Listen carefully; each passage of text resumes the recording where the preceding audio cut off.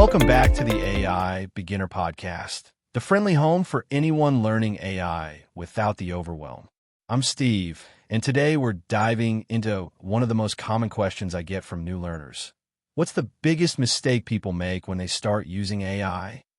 And trust me, once you understand this one thing, AI becomes 10 times easier and 10 times more useful.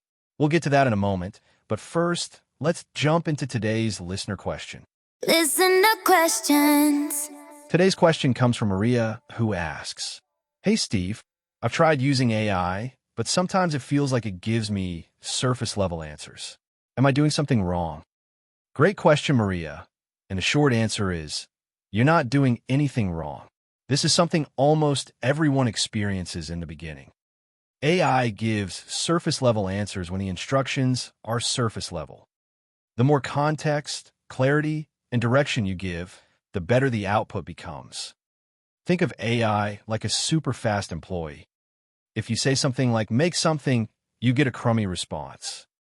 If you say, "make this for this purpose in this style," well, you get gold. And that actually leads perfectly into today's AI hot tip. AI hot tip. The biggest mistake people make when starting with AI is treating it like a magic button instead of a tool that needs clear guidance. Most beginners open ChatGPT and type something vague like, "help me with my job," "write me something," "explain this," and then they're disappointed when the answer stinks. Here's the truth. AI is powerful, but it still needs direction.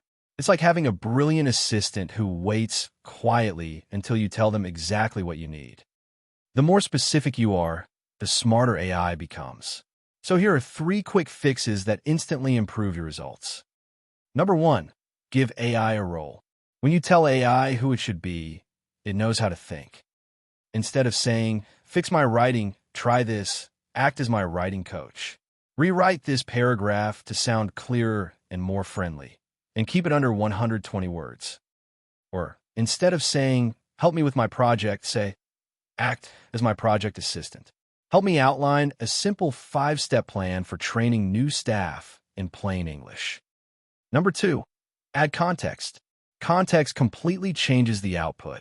Instead of saying, "write a welcome message," try, "write a friendly welcome message for new subscribers who join my AI beginner newsletter." Keep it warm, simple, and under 80 words.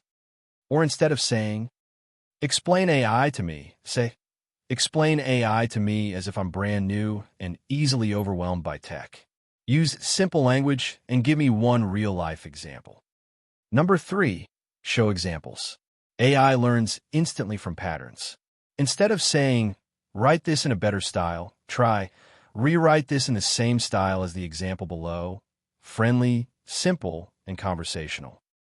Here's the tone I want. "Welcome. This is your stress-free way to start learning AI. Now rewrite my paragraph." Or for creative tasks, instead of saying, "write a product description," say, "write a product description in this style, energetic, beginner-friendly, and easy to skim." Here's an example sentence to match. AI Beginner Academy makes learning AI simple, fun, and totally stress-free.